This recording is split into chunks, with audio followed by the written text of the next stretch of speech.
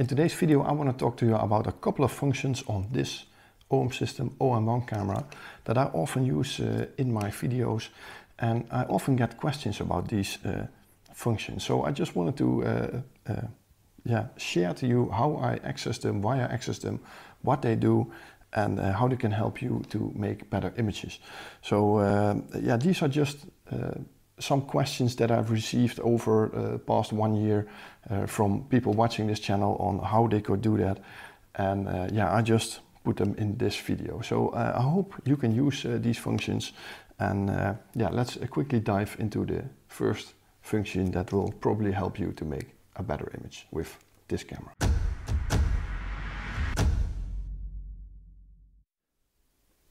Some people seem to struggle with the menu of the OM-1, so the first thing that I want to show you is how you can easily go through the menu. You go to the menu just like you always do, and the OM-1 is completely different compared to the older Olympus models. What you have to know is that you can access the menu with your dials on the camera. So you used to push the buttons around the OK button on the back. But it's actually a lot of work, and if you use the front dial, you can see that you can access the different menus on top there. But if you're in the menu, you can scroll through them, the little tabs, you can see that on that little green line on top. So this is menu 1, 2, 3, 4, 5, 6 of the autofocus menu. So you can do that with the back dial. So if you want to go to something very quickly, it's using the front dial for the right menu and then the back dial to the right tab. And if you're in the right tab, just go up and down with the arrow keys to access the function you want. If there is a function that you would like to program in your My menu, and you can see that on the top right corner here, where it says My, this is actually what I programmed in my menu. If you want something in there, let's say, I'm just going to pick something here. If you hold the record button on top, it's the same key that you use for your high-res images, and you can say in which My menu you want it. My menu 1, 2, 3, 4, 5, you have multiple options.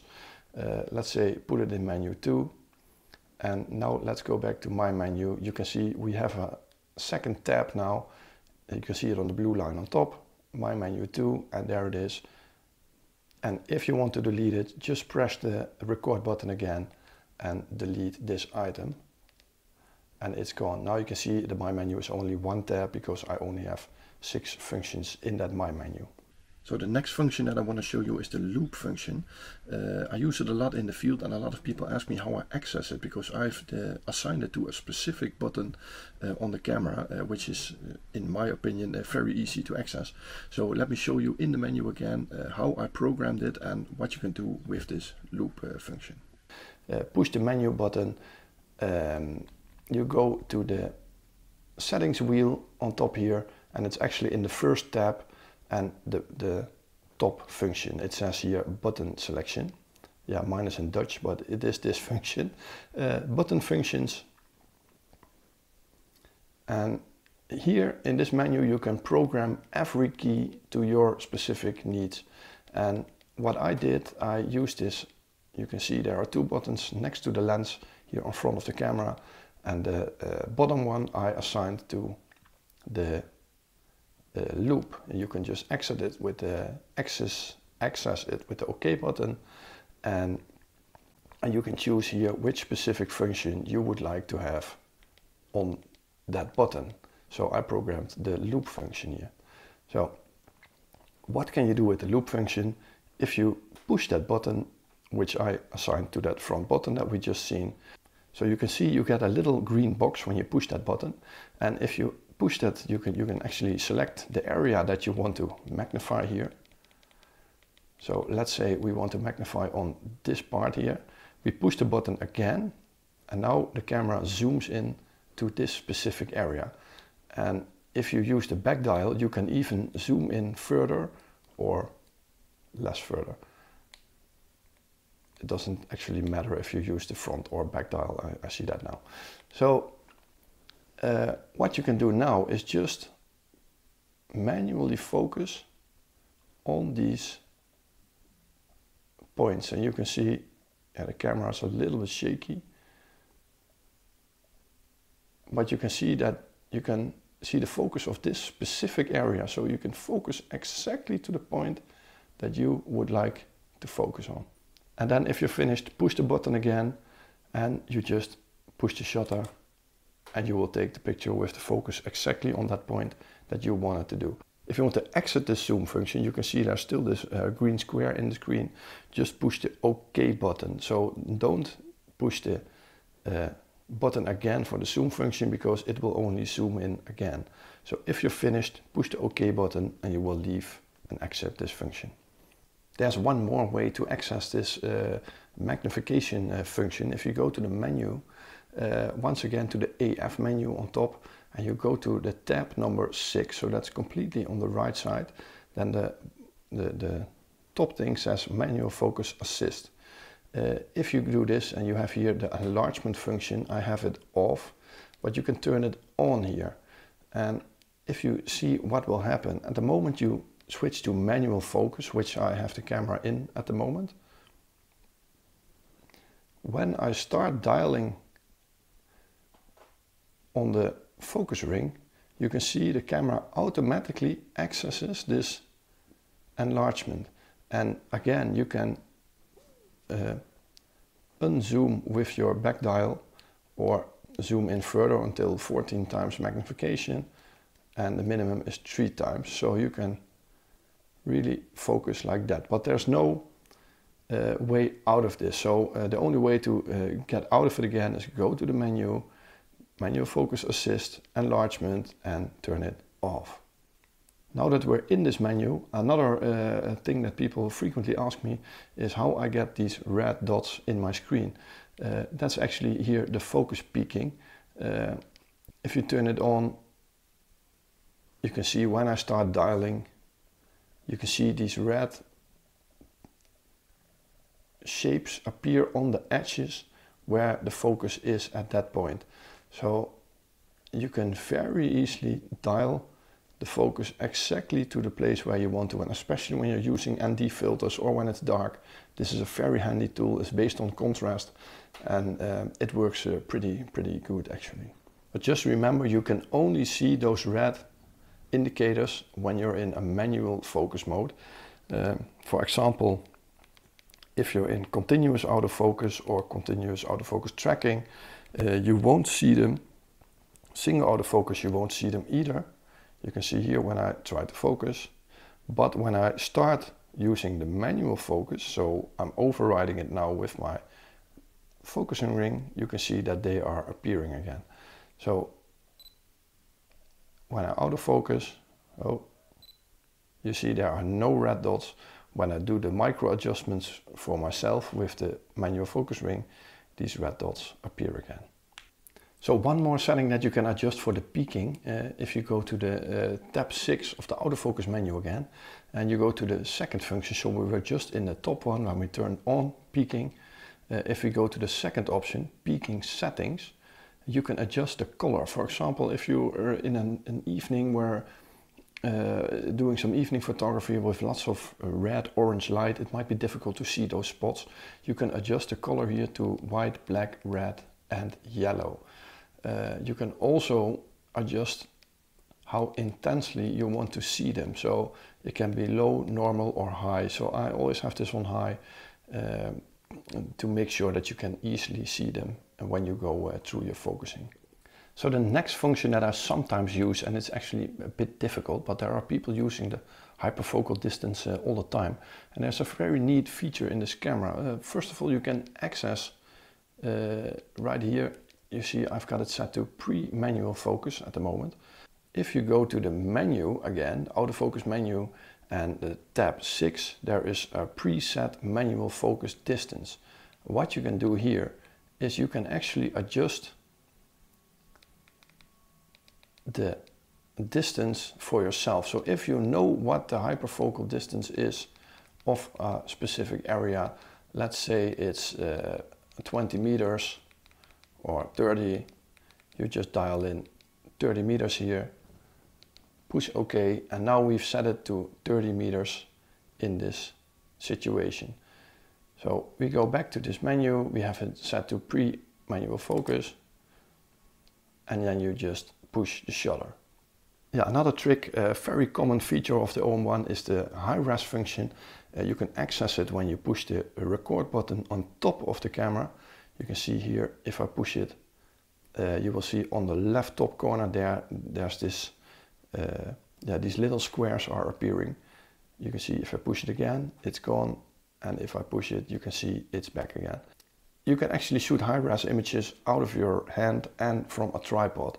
And it's very easy to change that setting. If you hold the high-res button and you use the back dial of your camera, you access a little menu and you can see you can just choose between a tripod or a handheld shot or turn it off again. So you don't have to access the whole menu to change if you are using a high-res shot on a tripod or a handheld. And the beautiful thing about a tripod handheld shot is the camera creates 8 images and it stacks or puts them together in body and creates a file from 80 megapixel, and that means it's 10,368 by 7,776 pixels. So that's a huge file to access. And if you're using it handheld, on the tripod version, the image stabilization is turned off automatically, but in the handheld version, image stabilization is on. So it's very wise to look if you're taking a handheld version. Just see that it's not in the tripod version, because your image stabilization won't work and your high-res shot will be probably ruined. But in the handheld version you do have image stabilization and you get 12 images, so the camera takes 12 images, combines them together and then creates a 50 megapixel file of 8,160 pixels by 6,120 pixels. So the high-res mode just works really, really well.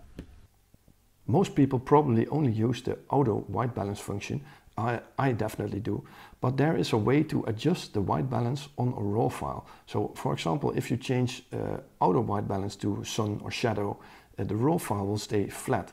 But there is a way to adjust this. And why would you want to do that? For example, when you're walking in a city like Amsterdam at night, and I got this trick from my friend Moises, and it just allows you to give a little bit more of a golden evening feeling to an image. And sometimes you've adjusted your white balance and the image just looks insane, and then in Lightroom you will have to search back for that exact setting of your white balance. But with this function you can manually override it and it will save the white balance in your RAW file. So when you go back to Lightroom, you will see that your image is the way you shot it with the white balance on that exact point. So let me show you how you can access this. You can see I've got it set to auto. Actually, I take all my images in auto because I used to edit it in Lightroom. And if I would change this, you can see I can change it to shadows. The moment I get back into Lightroom, this will be gone. It will be a very flat image, so I have to adjust it again. There's one way to avoid that. If you go into your white balance menu and just pick one of those settings here in the back, just 1, 2, 3, 4. It doesn't really matter which one. We'll go for the 1 version. On the left top you can see it says 1, set and white balance plus or minus. If we go to the plus and minus function, you can see here that we can manually adjust the white balance point. And so you can make an image, give it a little bit more warmth or anything. And the fun thing is that it saves this setting to your RAW file. You can still adjust it in Lightroom, but it saves this setting. So you don't have to go in Lightroom and search for that exact point that you wanted the photo to look like. Just use this setting here, go to the white balance, plus minus, adjust this menu here. It will save this setting and it will be on your RAW file when you get in Lightroom. Don't forget to reset it again after you've used it because or else all your other pictures will look with the same style of image. So that's not really a pretty thing. So the Live ND filter is a really great function of this camera, and let me show you how to access it in this camera. It only works on the shutter speed priority or the manual function on the camera, so not an aperture priority or the P function. So let me show you how you can access it. So when you access the menu, you use your front dial once to go to the second menu on top, and then you have all these modifications that you can do. So there are 3 tabs in this menu. You can, on the last one, you can do focus bracketing, white balance bracketing, all kinds of bracketing functions you can use here. But on the first tab, you can access the Live ND filter, and this only works in manual or shutter speed priority, so not an aperture priority or in the P function. So only on those 2 functions, or in your custom menus you can also use it there. If you go there, you access it, you put it on, and in the second function you can decide which strength of the Live ND function you want. So you can choose between an ND2 or an ND64. And a great thing about this function is when you put this into, let's say, ND2 on a normal dark day, you're in the city taking some images, you keep it on ISO 200 or maximum ISO 400, you get this insane dynamic range in an image. So even when you don't even need the ND filter, it might be interesting to put it on, because when you put on the ND filter, you can underexpose images really good and later lift them up in Lightroom, because you will still keep all those details and reduce this noise with this function. So just try it. It's insane. The dynamic range with the ND filter is insane. So I just sometimes use the ND filter even when I'm actually not in the real need for using it. But yeah, it just works. It just gives me a lot more creative space while editing these images. So the last function, the LV simulation, actually shows what the image would look like on screen. But this isn't working that good actually, and it's really annoying. So if you put it on like I did here, let me show you. If I start moving the camera, you can see that it starts aligning images together, which looks really weird when you're trying to take a photograph. So in my opinion, just turn the live simulation off. I will show you now how it looks. You can see that I can now just move around without this layer coming over my image. So I did a couple of photo fairs with the people from OM System in the Netherlands, and there's one question that I get a lot from people, and they actually won't believe my answer, but it is the correct answer a lot of times. The most asked question from people is, my camera isn't focusing right, all my images are blurry, it's out of focus, it has to be repaired. And often when I go and look, there are actually 2 things, but most people know this. If you put this clutch back down, up and down, you switch between manual and autofocus, but most people know this. But what most people don't know, if you've selected you use this little joystick to adjust your focusing point, and you've set your focus point to the center of the image. What actually happens when you put your eye towards the display and by accident your nose touches the display first, you can see it when I show you. The focusing point is changed when I touch my screen. And that's actually a decent easy way to fix this. You know, you can turn off the complete display in the menu, but just don't do that, because you won't be able to access your menus on the back of your display here. So you won't be able to see your quick setup menu. So what you have to do actually, so on the left bottom of the screen you can see this green square with a finger here.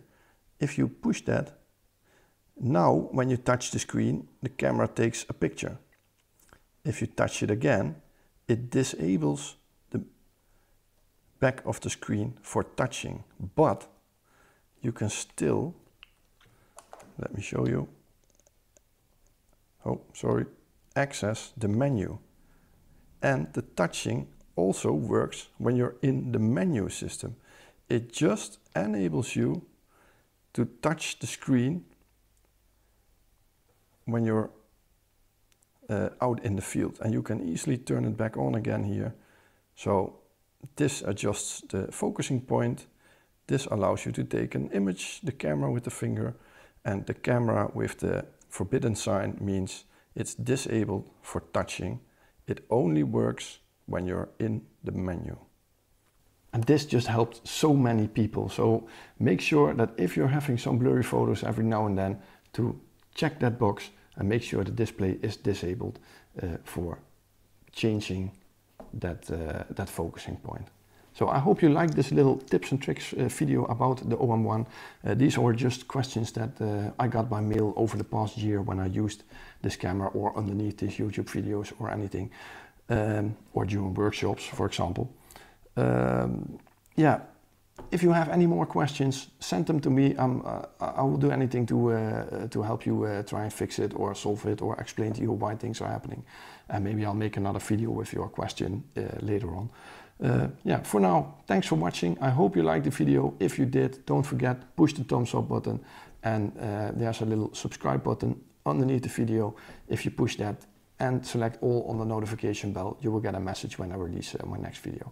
So thanks for watching. Hope to see you this Sunday. I'll be back on location again here in the Netherlands, and yeah, I hope to see you then. So thanks for watching. Bye bye.